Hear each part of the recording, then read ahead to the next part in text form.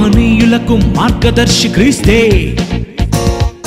మానవులందరి మధ్యవర్తి క్రీస్తే. లోకమంతా ఆయన వెంటే వెళ్ళుచున్నది, లోకమంత శక పురుషుడని